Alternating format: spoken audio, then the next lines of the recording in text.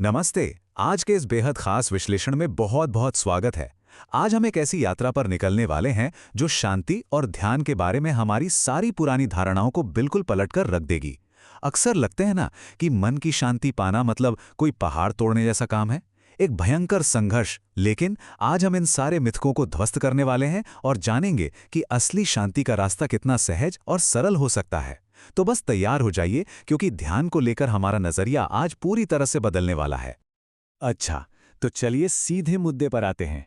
शांति की बात करने से पहले एक बहुत ही बुनियादी सवाल पूछना होगा। आखिर हमारे इन सारे दुखों का, इस बेचैनी का असली कारण क्या है? क्या हमारा तनाव सच में इस भारी दुनिया से आता है? ऑफिस की डेडलाइन, ट्रैफिक या आसपास के लोग? या फिर कहीं ऐसा तो नहीं कि इसका असली स्रोत हमारे अपने ही भीतर छिपा है? सच कहें तो जवाब थोड़ा हैरान करने वाला हो सकता है। हमारे दुख का असली कारण हमारे आसपास के लोग या हालात बिल्कुल नहीं है। असल में ये परेशानी इस त्रिकोण में छिपी है: हमारा अपना शरीर, हमारा अशांत मन और हमारी भटकती हुई इंद्रियां। जी हाँ, बाहरी दुनिया तो बस एक ट्रिगर का काम करती है, असली खेल तो भीतर चल रहा है। ये हमारे अपने विचार और इंद्रियां ही हैं जो मन और शरीर के जरिए व्यक्त होकर दुख को जन्म देती हैं। तो अब सवाल ये है कि इससे बाहर कैसे निकलें? इसका जवाब है सच्चा ध्यान।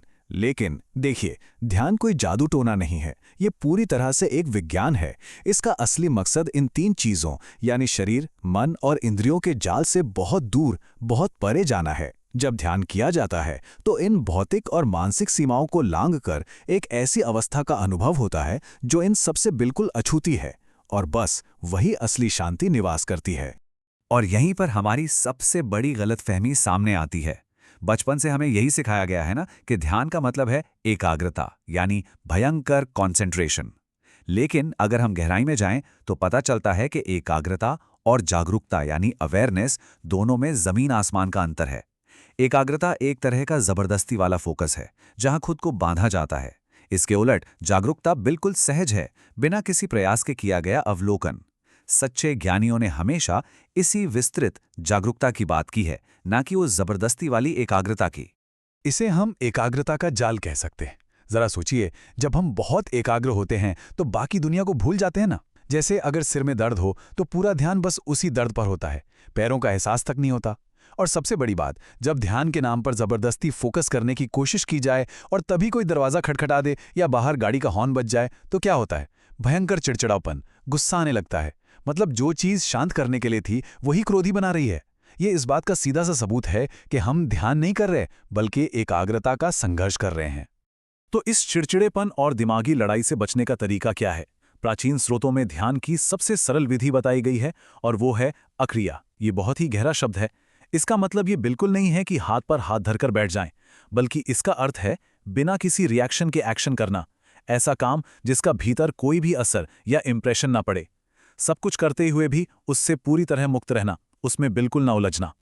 अब मन में आ सकता है कि अक्रिया ही क्यों, कोई सामान्य क्रिया क्यों नहीं? क्योंकि अगर कोई भी सामान्य काम किया जाए तो हमारा चंचल मन और ये भटकती हुई इंद्रियां तुरंत वापस आकर ड्राइवर की सीट पर कब्जा कर लेती हैं। वो फिर से बीच में कूद पड़ती हैं और ध्यान भंग कर देती हैं। अक्रिया हमें इसी भटकाव से बचाती है। यह बिना उलझे मन और इंद्रियों को शांत रखते हुए काम करने की कला है। चलिए अब देखते हैं कि ये काम कैसे करता है। इसे समझने के लिए एक बहुत ही खूबसूरत उदाहरण है ध्यान की माला। मान लेते हैं कि एक माला गूंथी जा रही है। इस माला का जो धागा है वो है हमारी अवेयरनेस, यानी शुद्ध जागरूकता। ये धागा दिखता नहीं है, लेकिन यही सबको जोड़कर रखता है। और इस माला के मोती क्या हैं? ये मोती हैं हमारे स्वाभाविक श्वास, यानी हमारी सांसें। और बस यही पूरी प्रक्रिया का निचोड़ है। करना सिर्फ इतना है कि जागरूकता रूपी इस धागे में सांसों के मोतियों को पिरोना है। बिल्कुल बिना चूके एक एक करके पिरोते चले जाना है। सांस अंदर आई, जागरूक रहें। सांस बाहर गई, जागरूक रहें। ना कोई जोर जबरदस्ती, ना कोई बाहरी संघर्ष, बस सहज रूप से आते जाते श्वास को देखना है। देखते ही देखते ये एक अदृश्य और शांति से भरी सुंदर माला बन जाएगी। अब ये अवस्था महसूस कैसी होती है? इसे बहुत ही शानदार तरीके से समझाया गया है। जैसे कछुआ अपने अंगों को भीतर सिकोड़ लेता है, बिल्कुल वैसे ही जब सांसों के प्रति जागरूकता आती है तो बाहरी दुनिया की तरफ भागती इंद्रियां अपने आप भीतर की ओर मुड़ जाती हैं। जो ऊर्जा अब तक देखने, सुनने और बाहर की उलझनों में बर्बाद हो रही थी, वो आखिरकार अपने घर लौट आती है। ऊर्जा अपने ही केंद्र में सिमटकर गहरा विश्राम पाती है। पर एक बात सोचने वाली है, श्वास ही क्यों, कुछ और क्यों नहीं? दरअसल सांस एक बहुत ही प्राकृतिक जरिया है जो लगातार हमें इस वर्तमान पल से बांध कर रखता है। चूंकि एकाग्रता सीधे तो बनाई नहीं जा सकती, इसीलिए सांस शरीर और मन के बीच एक पुल का काम करती है। इसके जरिए बिना किसी बल प्रयोग के बड़ी ही आसानी से भटकती इंद्रियों को एक जगह लाया जा सकता है और शरीर मन पर नियंत्रण पाया जा सकता है। तो सबसे अहम बात क्या निकल कर आती है? और सच मानिए, यही इस पूरे विश्लेषण का चरम बिंदु है। ध्यान में किसी बाहरी चीज या वस्तु को जानने की कोशिश नहीं की जाती, बल्कि ध्यान में उसे जाना जाता है जो सब कुछ जानने वाला है, यानी सब कुछ देखने वाला हमारा अपना बोध। जब हम उस शुद्ध जागरूकता में ठहर जाते हैं जो हर चीज को बस देखती है, तब हम उस परम मौन को पहचान पाते हैं, और यही ध्यान की आखिरी मंजिल है। इन सारी बातों को इतनी गहराई से समझने के बाद अब वक्त है खुद से एक बेहद जरूरी सवाल पूछने का। क्या हम अब अपने ही मन और विचारों से लड़ना बंद करने के लिए तैयार हैं? क्या वो जबरदस्ती वाली एकाग्रता और उससे होने वाले चिड़चिड़ेपन को छोड़कर बस सहजता से अपनी सांसों को देखने का समय नहीं आ गया है?